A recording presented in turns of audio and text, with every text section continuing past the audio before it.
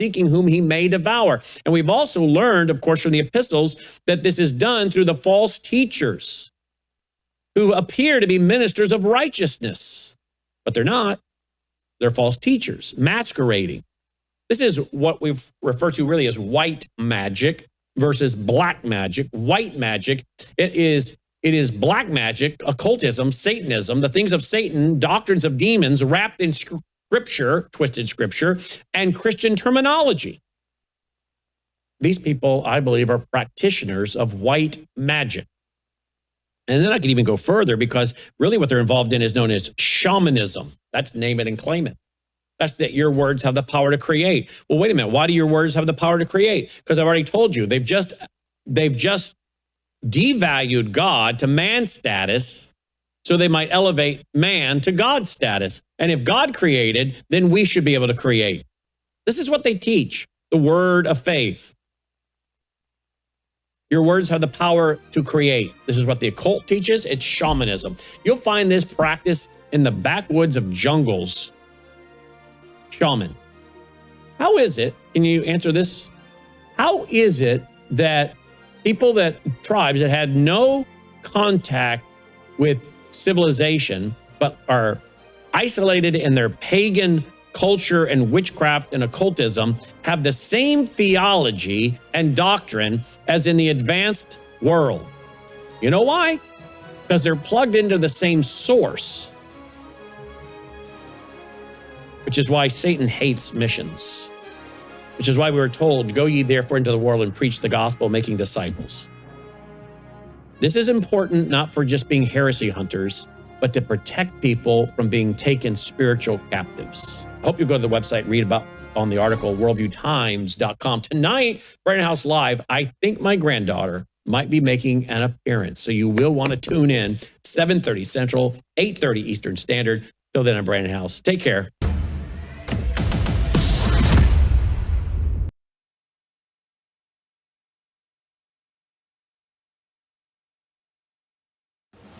Colonel Rob Maness has a lifelong record of providing dedicated service to this nation. Having worked his way up from the enlisted ranks to full colonel, he served our country for more than 32 years. He has served as a bomber squadron commander, bomb disposal technician, Joint Chiefs of Staff operations officer, assisted the national security team with the campaign plan for the global war on terrorism. He authored the first theater nuclear war plan, and served as the vice commander of America's largest airborne intelligence wing. Colonel Rob Maness is a true American hero.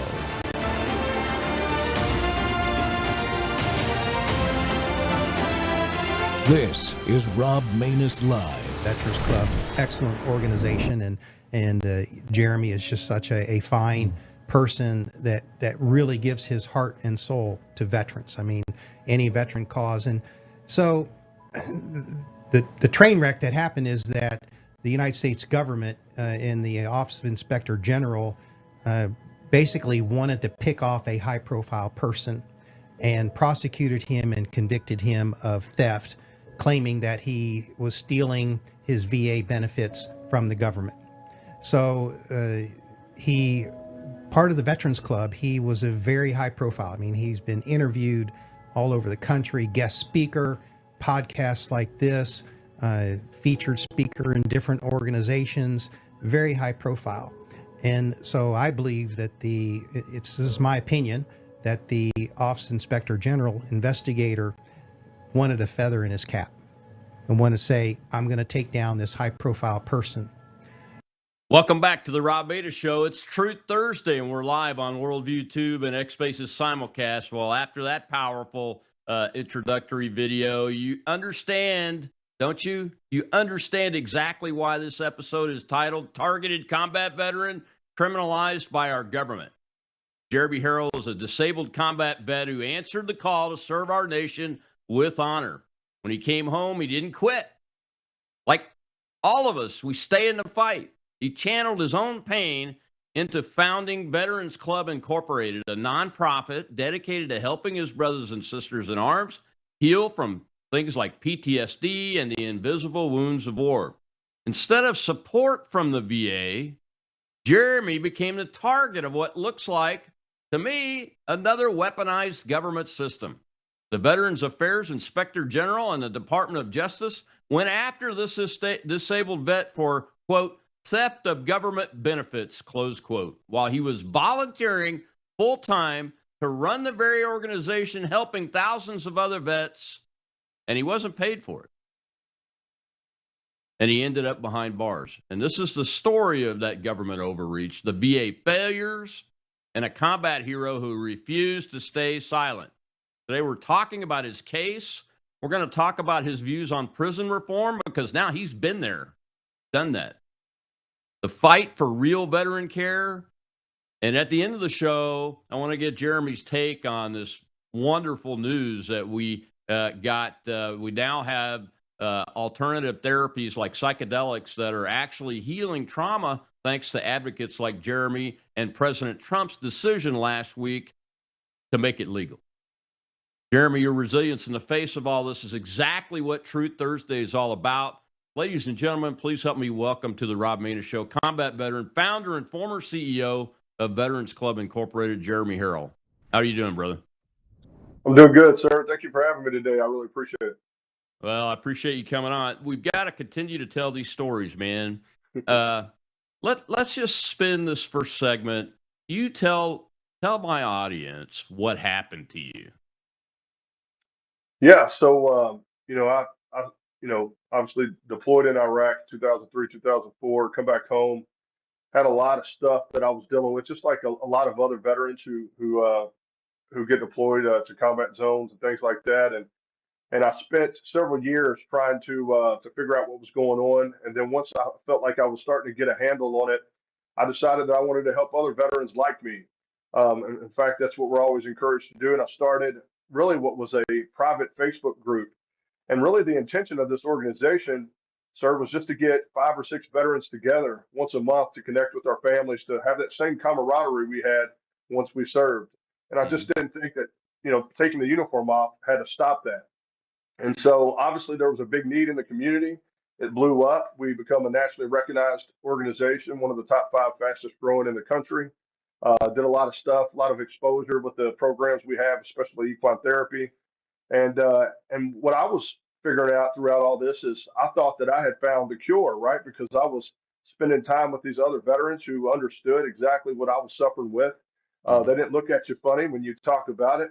And we were able to sit down and we were able to hash out how we navigate this with our families and on a personal level.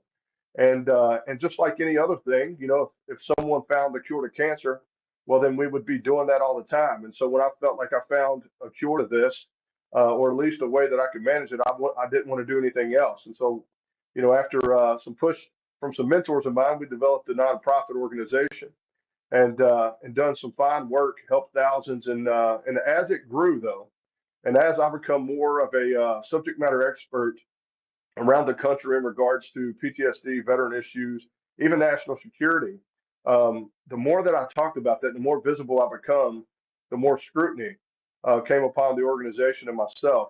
And when this investigation started, I had no idea that I was being investigated. This agent never did talk to me. He talked to people who weren't even really close to me, but people who knew of me. And I'm sure that was strategic on his part, right? He didn't want the truth. He wanted a narrative. And Yeah. so I had just come back from actually seeking treatment down in Emory University at their brain center for PTSD, TBI. I still have to stay in therapy so that I can move forward, right? So I just come back from a 2-week program, and these 2 gentlemen walked in our headquarters in Louisville, Kentucky, and they looked like any other veterans and wanted to talk to me, and I love that. We do that all the time, and so I said, sure, we can have a conversation. Well, we go up to my office and we start talking, and I realized very quickly that this wasn't a conversation. This was more of an interrogation. Now, keep in mind, at this time, I never knew who these gentlemen were. They gave me their first name, but didn't tell me their credentials or why they were there. Until eventually I said, hey, this doesn't seem like a conversation that I normally have. Who are you? And then that's when they showed me who they were and showed me their credentials. And basically, they asked me, how do you do all this? How do you run this successful organization and have post-traumatic stress disorder and are considered permanent and totally disabled. And that's a very broad question. I don't think it was a good one either. And essentially, I said, well, number one, I don't have an intellectual disability. I have the ability to think and to continue to do good despite my disability. But also, Sure, yeah. this organization is ran by a board of directors, a board of advisors, and thousands of volunteers. Well, they didn't really like that answer, and once I realized it was a criminal matter, then I decided to stop the interview. And that's when he handed over a summons to court for said you're indicted for theft of government funds.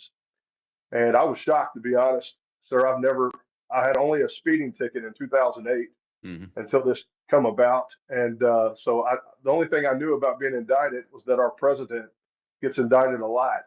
And Yeah. that's basically the gist of what I knew. And so as he's walking out of the office, he turns around, he says, by the way, I followed you for a year and a half, and you've done some incredible things for veterans. And I didn't really know how to take that. And he kind of walked out, and then that's what started, the hunt for legal representation. And I remember going to one of my board of advisors' office, actually the gentleman that was in the clip that you played in the beginning of this episode, Lieutenant Colonel retired Carl Truman, who is a Hmm. disability attorney. I went to him and asked, sir, what is this exactly? And his response, with the tear in his eye, was, "This is serious, Jeremy. This is a federal indictment. They want to put you in prison." And I just didn't understand that. I just couldn't wrap my head around how could a person be criminalized for trying to help, his brother and sisters in arms heal, and be charged for breaking a rule or have conduct that's not in any regulation Hmm. within the VA system, right? So essentially, they made this rule up specifically for me, the way that it seems. And so then I found representation, and we decided. It took me a long time to find someone who would go to trial, to be honest. But I Hmm. finally found a couple of attorneys to go to trial. Before trial, they offered a plea deal, which they typically do. And my response was, I'd rather die on my feet than live on my knees.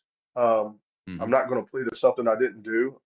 Um, and so with that, my lawyer tried to resolve it. The prosecutor said, well, I don't have much say over this case. This is up the flagpole. We never did figure out what that meant, uh, Hmm.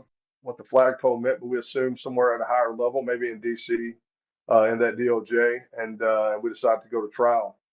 And we went to trial for 5 days with the jury, who, just like most Americans out there today, don't really understand the VA disability process, especially in 5 days. Yeah. And so basically, they got kind of lost in the sauce there. Yeah. Hmm. So, and went to trial, and there's a lot of stuff I can break that down for you if you want to, but that's kind of the how it all started. Well, I guess my first question is, what's the charge? The underlying reason for the charge of theft of government funds. I mean, you're a disabled veteran. You're Mhm. obviously, I can gather without you even saying it, that you're drawing tax-free disability benefits from the VA, like a lot of the rest of us. Mhm. So what are they hanging their hat on with this? Because I know a lot of people that have up to 100% disability, but they could still do work and even get paid for it. Yeah. What's the So what's so the specific thing that people should know about?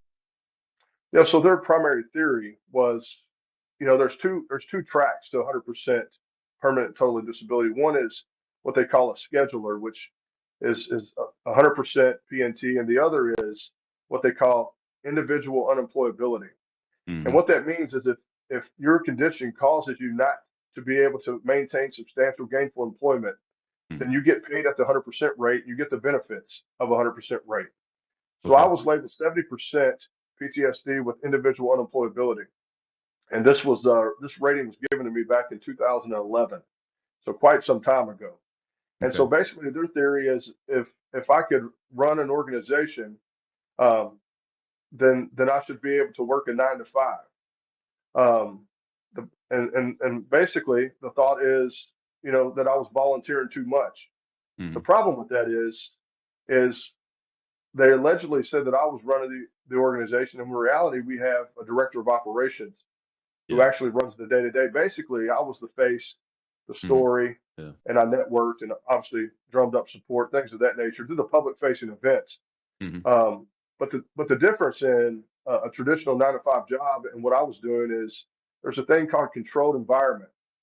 And basically, I had my own schedule. If I didn't feel like I could participate that day, I just didn't. Right. But it didn't affect my livelihood, right? So if I worked a big employer around here is Ford Motor Company. Mhm. I couldn't call into Ford Motor Company 4 or 5 times a month and say, this PTSD Yeah. stuff is really getting to me. I can't sleep, and therefore I would lose my job, right? So, Mhm. so with Veterans Club, basically what I was trying to do, I was trying to do two things. I was trying to help myself heal because it was very therapeutic for me, and in Mhm. fact, it was encouraged by the psychologist at the Department of Veteran Affairs to participate, to get out and not isolate and get back into the community, things of that nature. Yeah, that's a But then they common. all, That's a common. Look, I've yeah, been through that yeah, counseling and yeah, treatment myself. We have this. yeah. We have at least one. Connected service connected disabilities, and that's it. So I've been counseled to do the same thing myself. Yep. For many years, I've served on the board for Military Veterans Advocacy, and I still work for work for anybody that asks me to do it. I do. So you know, I'm surprised that did that come up in court? It did come up. But what was interesting about trial, sir, is that they were more focused on my title, more focused on Mm, on the media appearances, more focused on my outreach, and than they were the disability. They, in fact, didn't really deep dive into disability the way that you would assume a disability benefits case would be. I mean, there was very little talk about that. It was mainly highly successful nonprofit founder, you know, uh, plenty of media interviews, a lot of outreach, all these things that really aren't relevant to the case.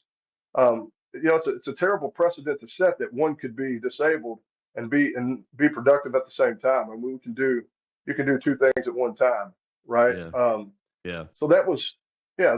And the other thing about this case that blew my mind is the very same complainant, which was the Department of Veteran Affairs, asked me to be a consultant to their executive leadership team in both of their hospitals in Kentucky Yeah. because they said no one bridges the gap between the community and the VA like our organization did.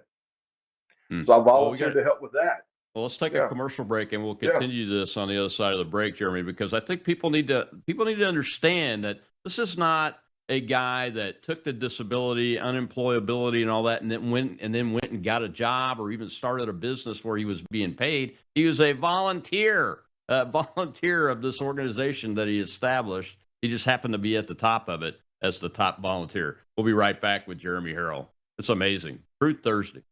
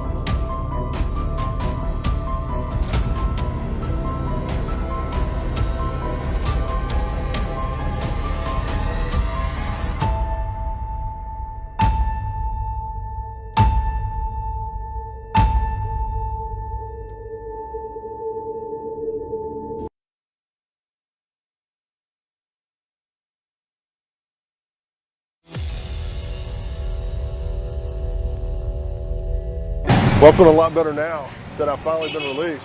I should have been out of there on May 25th at the latest, and unfortunately that didn't work out. But very thankful for the President of the United States, Donald Trump, for his dedication to the reform of the justice system and all he does. What I love about President Trump is he does what he says he's going to do, and we finally have that. What do you think about just the process we all went through to day for you to get out. Because we had a couple hurdles to get through. I mean, it's a prime example of what President Trump and Director Marshall are trying to fix.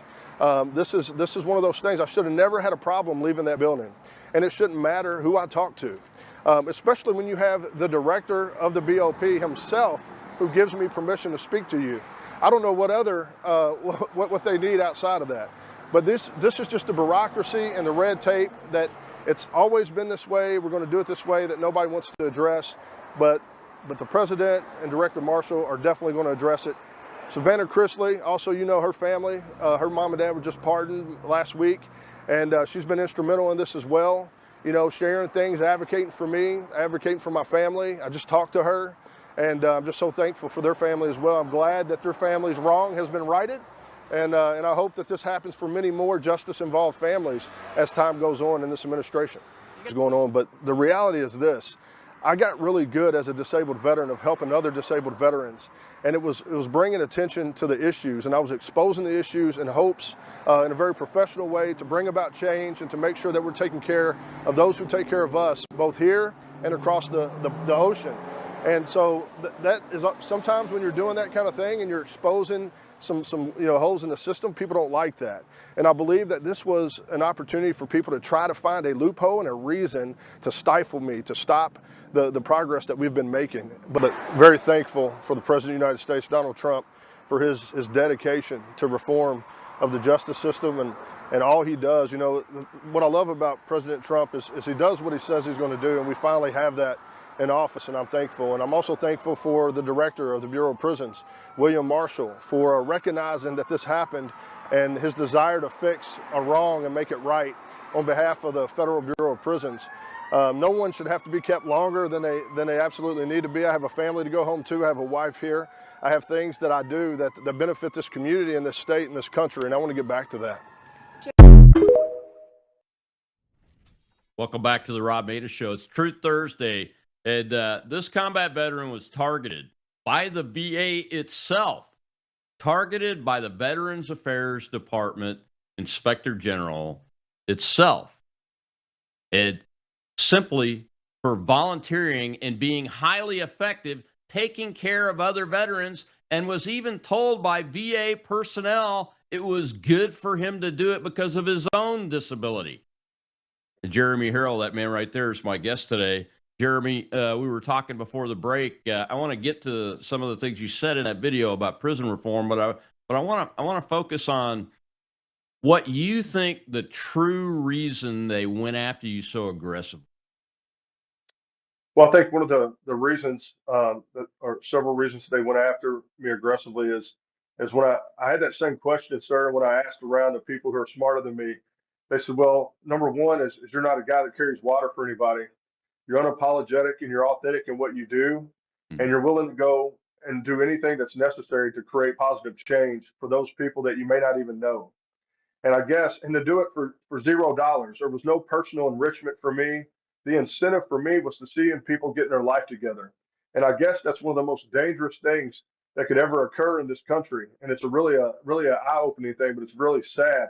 And every American should be concerned that your goodwill could still get you behind bars and send you to federal prison.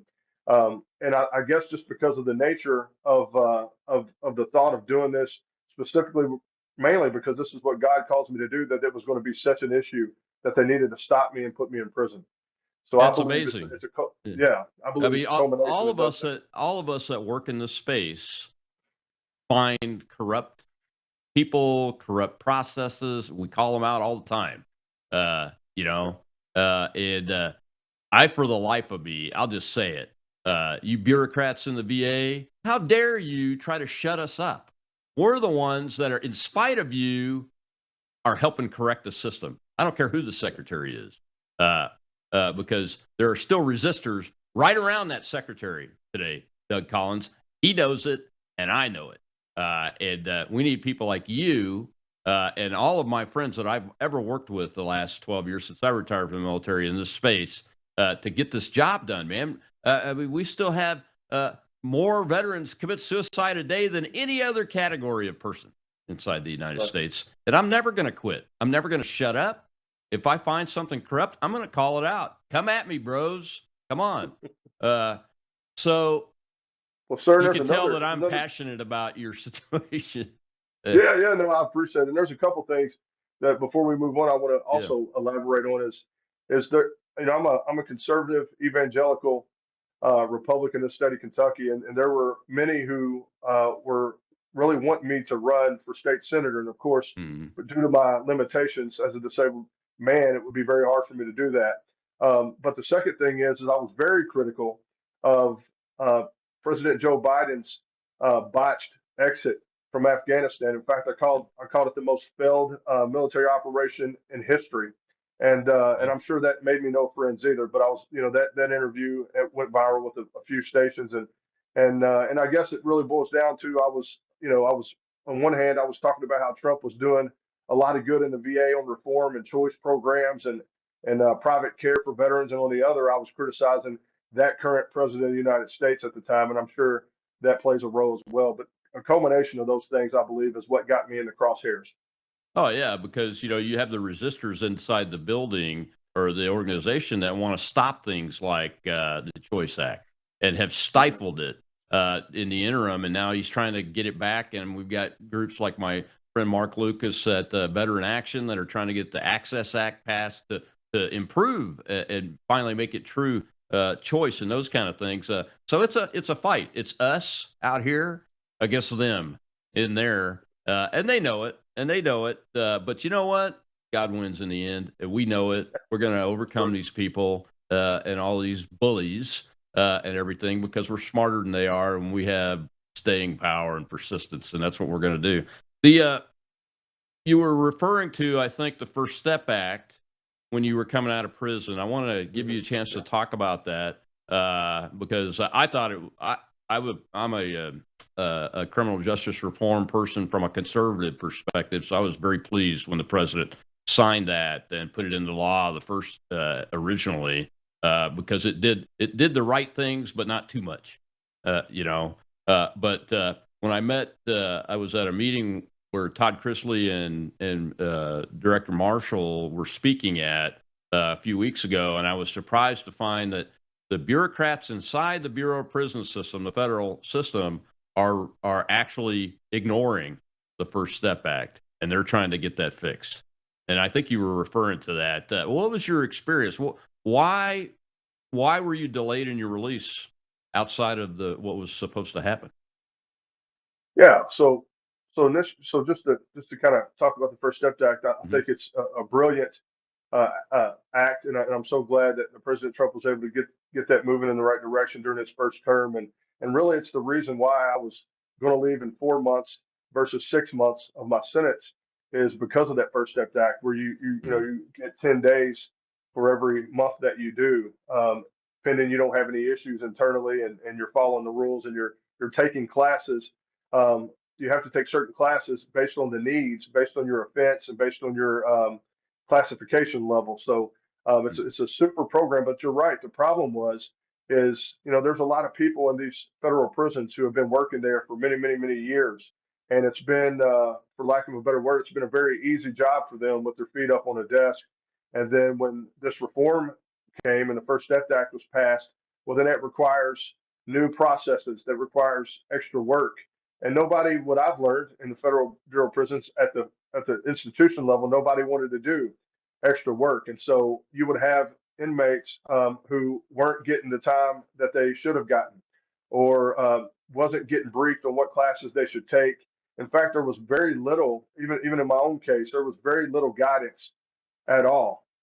Mhm. Really, what they want you to do is you're encouraged to not bother them at all. And one thing that I thought Oh. was interesting, sir, is that while you're there, they have the counselor. He works 5 days a week, but there's only 2 days a week for 2 hours that they have what they call open house, where you can go and talk to these folks and ask about your FSA credits and ask about your date to leave and any question really. Outside of that, if you walk up to them, because I made that mistake, I went in that office when it wasn't quote unquote open house, and Mm. they asked me why I thought I could do that. Well, I had a question. They asked me for something. I was giving them an answer, but it wasn't on time. So you have those roadblocks.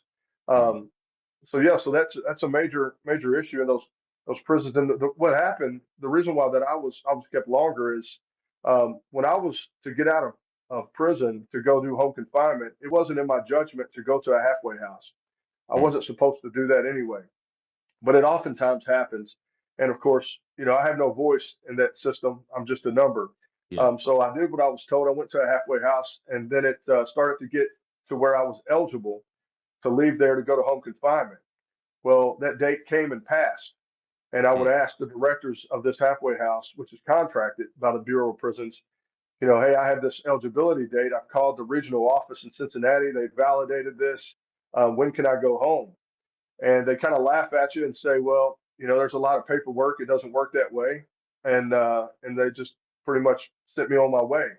Mhm. Well, my wife, who I love dearly, who's been a tremendous fighter in this with me, she put a post out on X, and she tagged Savannah Chrisley, who then got a hold of the director, Billy Marshall, who had just been appointed.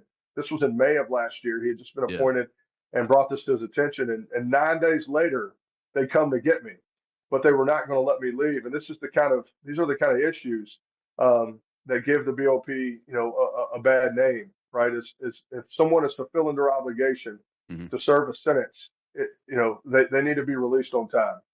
And so I just, unfortunately, I firsthand how to understand it, but that's what happened. They kept me 9 days longer than they were supposed to, and I probably would have been there even longer. They make money the longer that I'm there. These private organizations that contract with the BOP, so they like federal inmates. They pay more, and so if I Yeah. wouldn't have had the intervention, say I didn't have the access I did at that time, who knows how long I would have been there? And that's something that can't happen. Yeah, absolutely. What you're touching on is this when you financially incentivize something that works against the way things are supposed to work by policy, the financial incentive is chased for much longer and much more aggressively than doing the right thing. That's what you're describing there. And we got to figure out a way and help Director Marshall and guys like Todd Chrisley and you fix that issue because that's exactly what's happening. Well, we got to take another break, Jeremy. When we come back, we'll show a little clip from about veterans, the Veterans Club that Jeremy founded and everything. And I want to do a little deep dive into the club itself and what they do because it's critically important that some veteran may see this clip and it will save their life and prevent them from doing something or give them an avenue to reach out. And it's very, very important why we veterans do the things we do to help each other. And we'll be right back with Jeremy Harrell.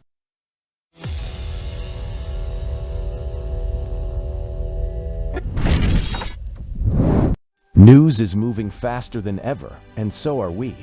Worldview Tube brings you 24/7 live stream coverage and now real-time alerts when it matters most. Once you have the Worldview Tube app installed, exit the app and navigate your way to Settings.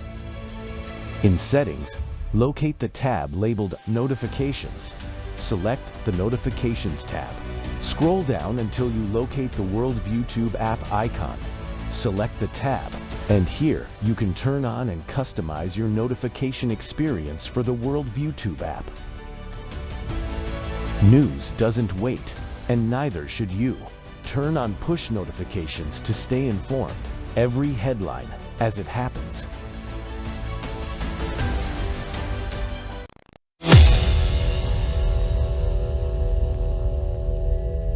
Having nowhere to go is what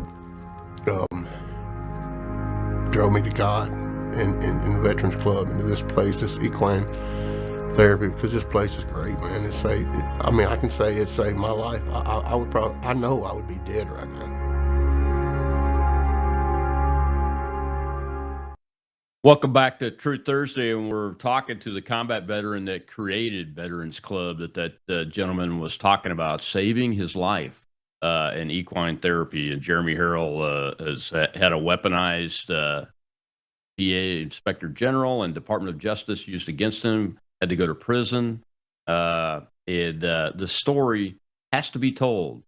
Folks, I hope you'll share this show when it gets posted, post-production. Please share it. everywhere, multiple times, multiple days, because we have to make sure that the right people see this. It may stop somebody from getting in trouble, but more importantly, it may intercept and disrupt this process that happened to Jeremy. And Jeremy Harrell is with us. Before we dive into Veterans Club a little bit deeper, Jeremy, what from a prison reform perspective and your experience in prison, do you have any specific reforms that haven't been done yet that you are going to advocate for? Yeah, when I was there, there was rehabilitation. I think is a word that's used a lot, but I didn't see any opportunities really for anybody to rehabilitate. In fact, what it seemed to me is just a bunch of men warehoused, Hmm. separated from their families. But there was, I remember being there, and any kind of programs or classes they had would be interrupted because of lack of funding or because of staffing issues. Staffing issues are a big problem in the Federal Bureau of Prisons. They just don't have enough staff to even run programs. So when that happens, it impacts negatively the inmates there. So there needs to be consistent, real life rehabilitation, and there was a lack of mental health care there. As someone who has been in therapy for a long time due to my service related disabilities, I remember one of the things I did in Iraq. I worked at enemy prisoner war camps. So when I went to prison, you can imagine how triggering that was to me. I Yeah. saw one psychologist for 5 minutes. He asked me how I was doing. I told him the truth, that I was struggling, that I was having some issues, and this is why. And then 5 minutes later, he dismissed it, told me if I needed anything, I could send an email through our little database thing that we have. And that was the last time I ever seen a psychologist. And not just because I'm a veteran, but other men there. Obviously, there's some mental health challenges with some folks in there. They don't have adequate treatment, whether it's mental or physical, actually. So there's healthcare issues. There's a lot of unaddressed um, mental health issues that create other problems for other inmates who are trying to do the right thing. And then there's also some of the correctional officers that are there. They have a mentality to continue to make someone pay, and being in prison is a punishment. I don't Hmm. think it's beneficial at all to continue to punish while inside. I think it's a time where, according to what they say in court, a time for rehabilitation, a time to grow, and a time to figure out what went wrong and fix it before you leave, and to set you up for success. And I didn't see that, unfortunately. And if I didn't have the support system or the wherewithal that I do because of my previous activity, I probably wouldn't have been able to recover the way that I have. But Yeah. unfortunately, not everybody has that, and I think we've got to do a better job of doing what we say we do in that realm. Yeah. So, what level of facility were you in? You're a nonviolent offender, I assume. Yes. First time offender. What level of facility were you in? What were the people like that were non-veteran types that were in there for other reasons? Yeah. So I was in a minimum security camp, they call it. It was a satellite camp. It's attached to a low security next door, FCI Ashland. And there's a lot of white collar offenders Mhm. um, in those camps, but there's also, I mean, you have anything from lawyers, CEOs to gang members and drug dealers. Wow. Um, I mean, I was housed with primarily folks who were gang members and drug dealers because of my age.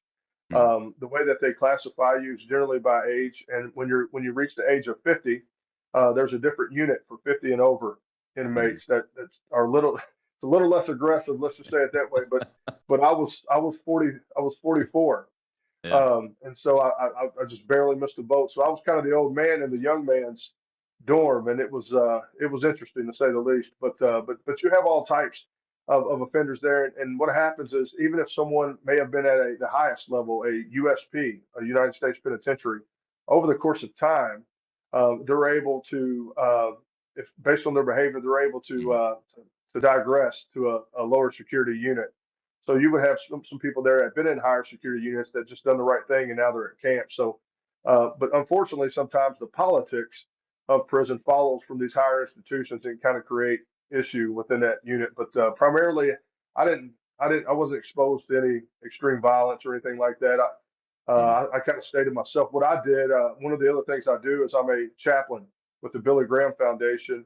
And what we do is we support Samaritan's Purse when they react to these rapid response Right. disasters. And so when I got there, some of the inmates already knew my background and asked me if I would, preach on Sunday services and hold Bible studies. So that's basically what I did with my time there and mentor men. Um, Hmm. so it's just like anything else. You have people that really shouldn't be there, and then you have people who obviously should probably be there. So it's kind Yeah. of a mix. Yeah. Yeah, that's great that you were able to do that, though. As Yeah. a Christian myself, I mean, that would be one of the things that I would be looking for if I was in your situation. Uh, Yeah. I just didn't want the worshiping with situation to. others. Yeah, I just didn't want to. My faith is really something that I really latch onto, and just like I told the judge respectfully in my allocution statement during sentencing, I said, Your Honor, my primary focus is to love Jesus with my heart, my mind, and my soul, and secondly, to love my neighbor like myself, and that's the foundation of everything that I do in this life. And I wasn't going to let my circumstances in that environment change who I was. I think the worst thing you can do when you get involved in that is to lose your identity. And so I wanted to make sure that I was staying true to my faith and staying true to who Jeremy Harrell really is, Absolutely. minus this erroneous verdict. Absolutely. And I'm sure that led to you creating Veterans Club, right? What's Yeah, the yeah, story yeah. behind that?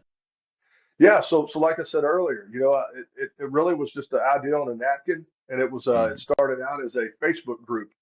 And again, I just wanted to have a place where veterans could go to communicate with each other, no matter their Mhm. distance, and it just blew up. And we ended up, creating 5 nationally recognized programs and having 200 plus events a year.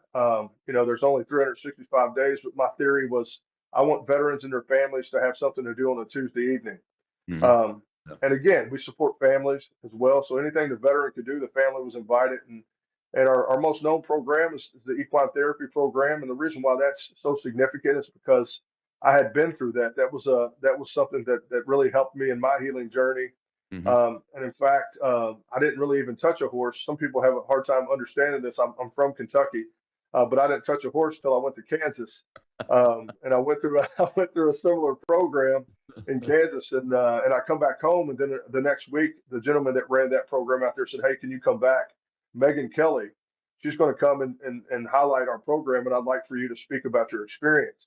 Mhm. And I said, "No, I think you're crazy because I don't know much about horses, but veterans will do anything for each other." Yeah. So I went back and during that when that segment aired, at the end, she made a statement, Megan Kelly, that I was going to do this in my home state of Kentucky. And so I thought, well, I looked at my wife and said we had better get started. And so that's Yeah. another kind of nudge that we had. But yeah, so we do that. We have a resilient mind program where we partner with Russell Wilson, the NFL quarterback, and his brother to Mhm. help veterans who have been held down by their disability but have overcame enough to where they want to go back to attaining their goals, whatever it is, to be a Mhm. business owner, to be a better dad, better mom, whatever it is. We give them the tools to succeed that way, and we follow through with them to make sure that they get connected to good mentors to help them be successful. And of course, suicide prevention training is very big.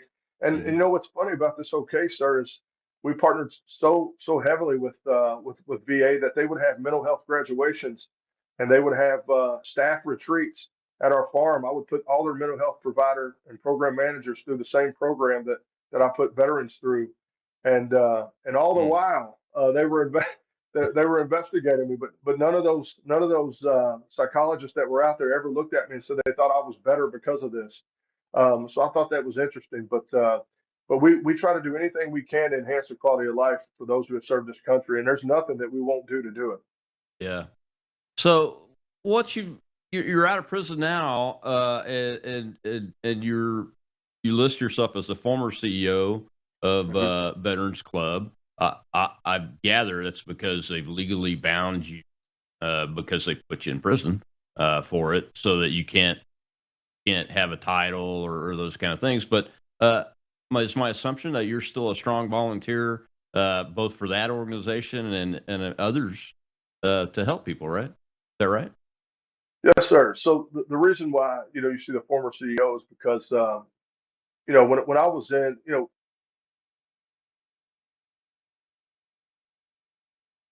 Jeremy, I think we lost your audio.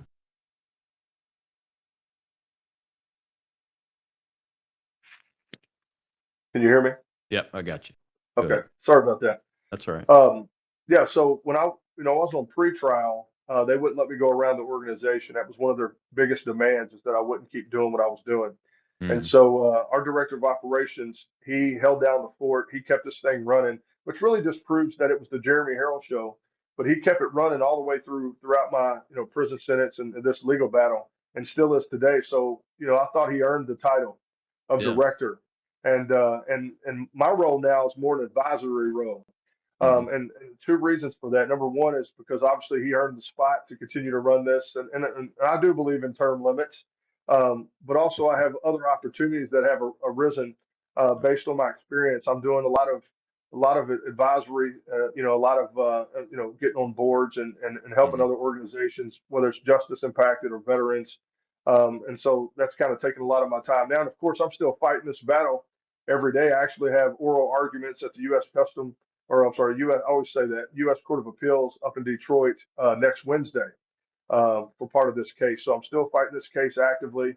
I've never stopped doing that. And I'm still supporting the organization, helping make sure it stays in the right direction. And of course, I'm enjoying some of the programs they have. That's another Mhm. thing. It's, as a veteran myself, oftentimes I was at the organization not as an official business person, but I was there enjoying the programs that we Yeah. offered, which they wrapped up that I was volunteering 60 hours a week because I might have been at that building for 60 hours a week, but they left Mhm. out the part that it's a community center.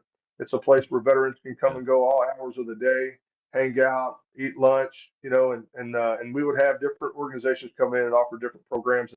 And every now and then myself, I'd like to be a part of that. So yeah, I still go back, and I'm still very involved. It's just more at a distance now. Now, does the club have horses or access to horses close by now in Kentucky? Yeah, so we operate out of three different farms. Okay. Um, One of the farms is near Lexington in a place called Paris, Kentucky. There's 130 horses on that horse Mhm. farm. It's a rescue, and we have veterans work with those horses. Then there's one close to me in Taylorsville. It's a smaller farm. It's our primary place where we do the equine therapy. It's 10. There's 10 acres there. 7 horses, and then we have the Kentucky Humane Society. Whenever they rescue neglected and abused horses, we have veterans come out and try to help them get socialized so that they can become adopted.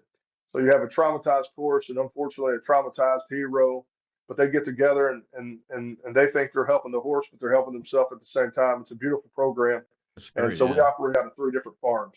That's awesome. We got to take our last break. When we come back, we'll see a clip from the president talking about the psychedelics approval and continue our conversation with Jeremy Harrell, this combat veteran that has been abused by a weaponized system.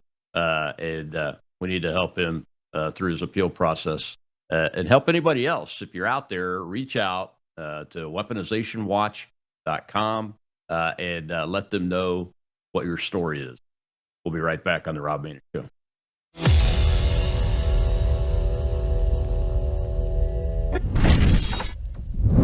You woke up with a sore throat and a low-grade fever. You know you are getting sick, so here's your choices. You can get sicker and miss work. Try to see a doctor this week or sit hours in a crowded waiting room at urgent care. I have a smarter option for you. Open your medical emergency kit. Match your symptoms to doctor-recommended prescription in your booklet and take the right meds now and get well faster. This is not a first aid kit. It's like having an urgent care in your home. It includes doctor-prescribed medications to treat over 39 medical issues like respiratory infections, strep throat, pneumonia, UTIs, and more. No waiting to see the doctor and no standing in line at the pharmacy. It's right here. Every home should have at least one medical emergency kit, and here's how to order. Go to worldviewhealthcare.com. Your kit to treat dozens of common and serious illnesses is rushed to your door. worldviewhealthcare.com. That's worldviewhealthcare.com. The emergency kit available at worldviewhealthcare.com. Make sure you don't have to go to urgent care. I got pneumonia. I didn't have to go. I took this last year. Stayed at home, went to bed.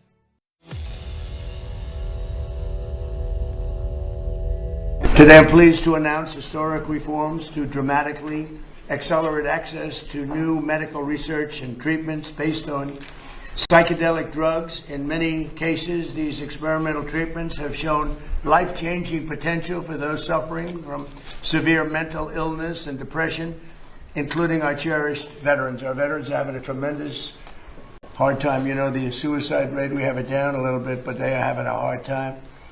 And I got a call from a number of people, including the great Joe Rogan, and he said, we have to do something about this. And I looked into it. I called Bobby, I called Oz, I called Marty and Jay, and it was uniform support. And I said, so why would we wait 3 or 4 years to get it done?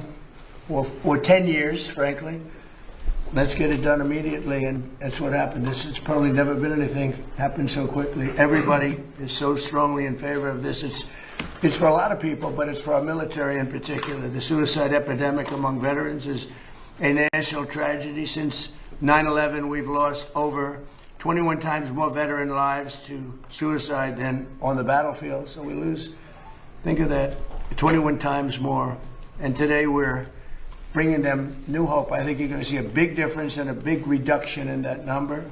Welcome back to the Rob Maness Show. It's Truth Thursday. We're live on Worldview Tube and our X Spaces simulcast. And my guest today is combat veteran, U.S. Army soldier Jeremy Harrell, who is a victim of a weaponized Inspector General's office and Department of Justice, and the IG being out of the Veterans Affairs Department itself. We've been talking about his case and his story, which is on an active appeal, by the way. And we've talked about his organization, his nonprofit that helps veterans, the Veterans Club, especially through equine therapy. And Jeremy, I wanted to give us an opportunity to chat about the psychedelics and some other things. I didn't realize that you were a combined PTSD, TBI patient. Have you had access through the VA for hyperbaric oxygen therapy, HBOT therapy? Because that's one of the issues we've been pushing too, along with psychedelics, to get approved. Yeah, you know, I've had that therapy, but not through the VA. I have never. This is the first I'm learning that they even consider that.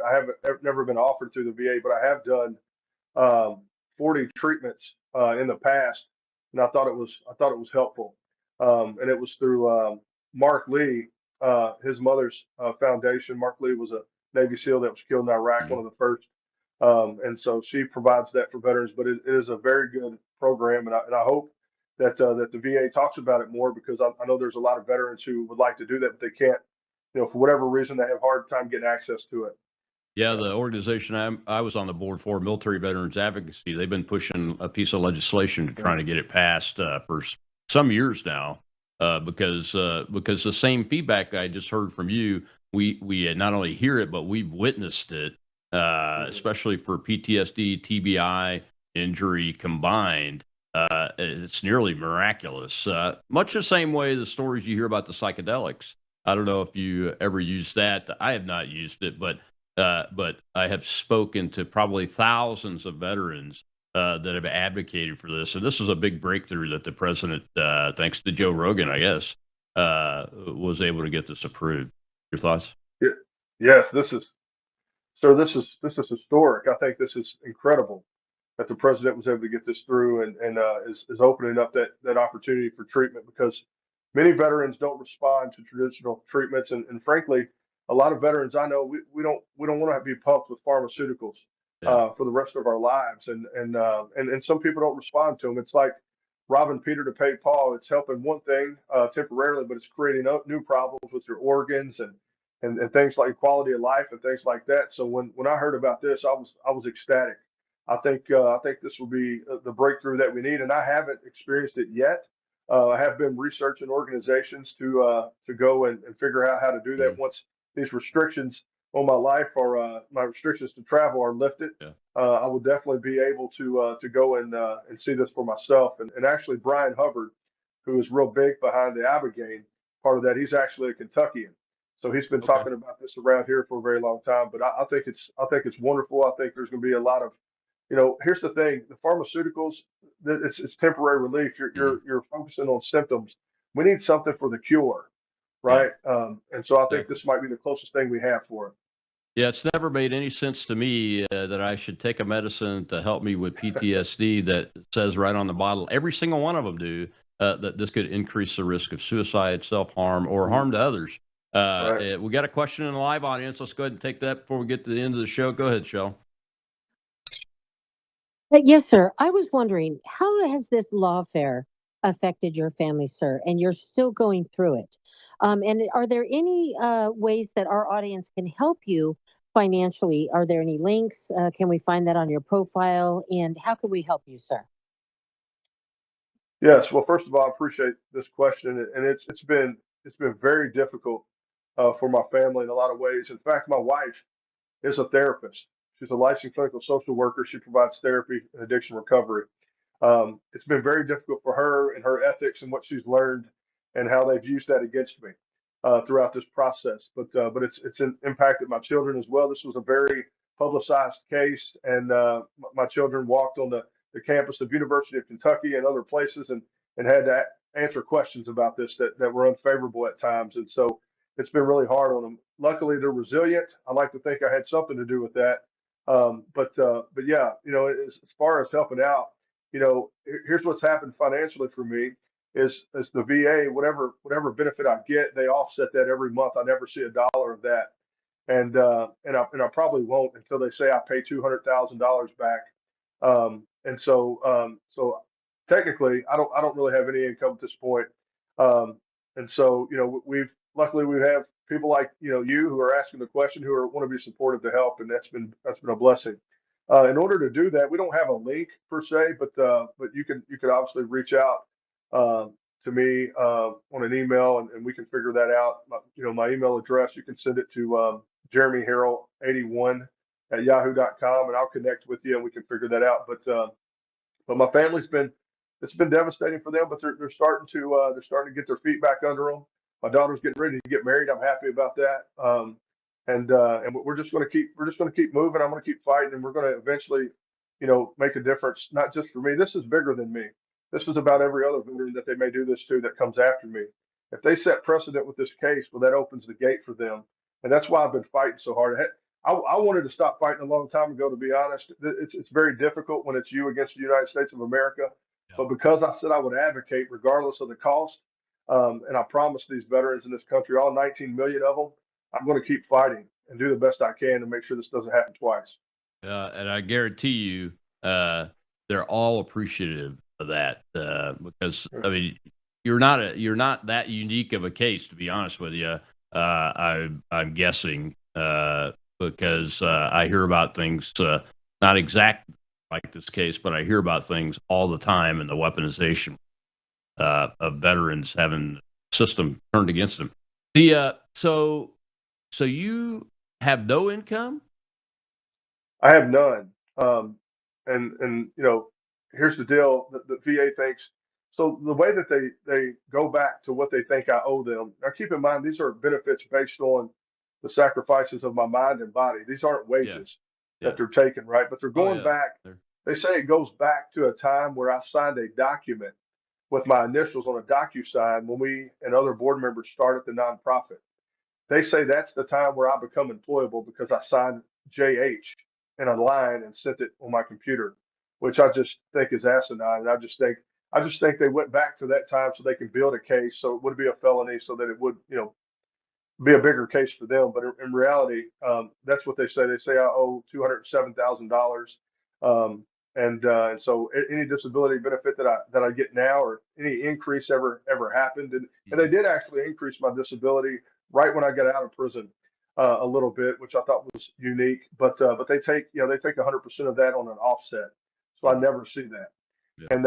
And right now, because I'm still technically on supervised release until June, it makes it very difficult to do anything else. And the reality, sir, is, you would think, well, it's time for me to start kind of finding, a typical job. But the whole point of this is there are many people, 51, over the course of 4 years, who said we don't think Jeremy could do that.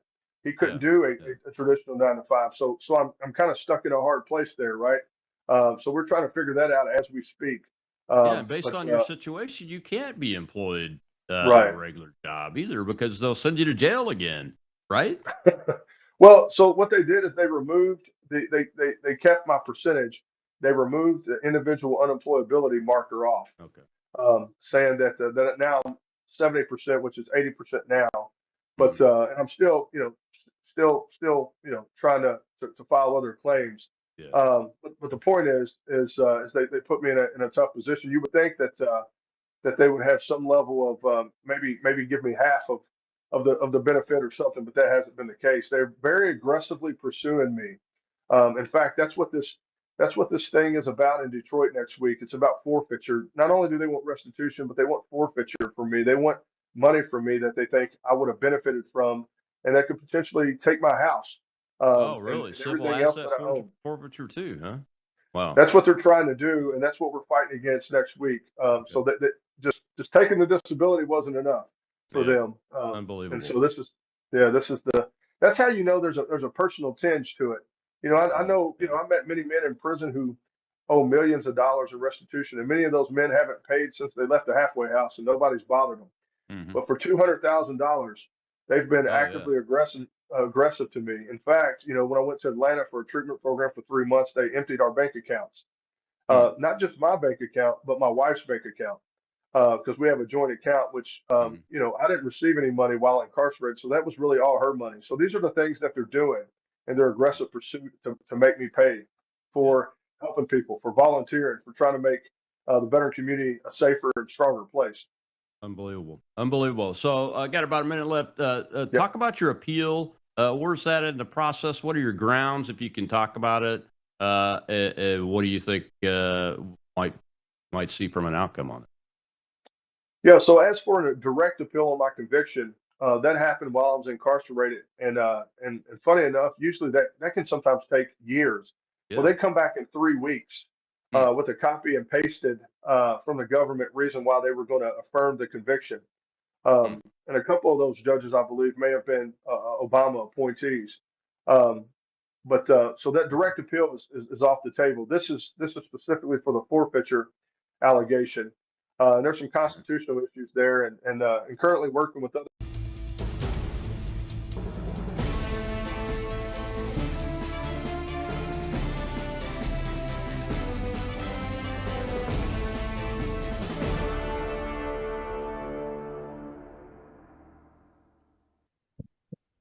Welcome to Live Up to Freedom. Thanks so much for joining me today on this. It's a Wednesday. Feels like a Monday, but hey, on this Wednesday, we're finally getting some sun over here, warmer weather, and I promise one of these days I'll fix the red coming from this side, making me look overly tanned. I don't put that much makeup on, but I'll fix them one of these days. We're live on worldviewtube.com, worldviewtube Rumble and X account, worldviewtube app, which is free for you to grab on your App Store. We're also live on X America News on X, live on my platforms, which is Facebook, Rumble, YouTube, X, and Substack. I can't think of any other place to push my show, so that's all there is to it. If you're watching us, we are live. Join the conversation in the comments section. Share the feed. Click that thumbs up or heart, depending on the platform. And make sure to help us get on the algorithm. It is a Wednesday. And as every other Wednesday, I will be joined here in a minute by Barry Nussbaum. There's a lot to talk about. But before we bring him on, I want to give quick updates, and I want to talk about one thing, then bring Barry to make a comment about my thoughts on that thing. For those of you who kindly have. Oh, before I get there, sorry, this morning the feed died again. But since I wasn't here and Thomas wasn't here to help, the feed just died. So, on that note, I did put up the campaign you all kindly suggested, and I actually turned it into something different with GiveSendGo, but the link is givesendgo.com/LUTF. You know me, LUTF is everything. I will send it out on a post and email format as well, but I received direct messages asking about the campaign. The campaign's up on GiveSendGo, so if you want to make a contribution, hopefully I get a new broadcasting laptop so my feed doesn't keep dying, then we'll get there. It's givesendgo.com/LUTF. You can become a recurring donor or just a one-time donation. Either way works.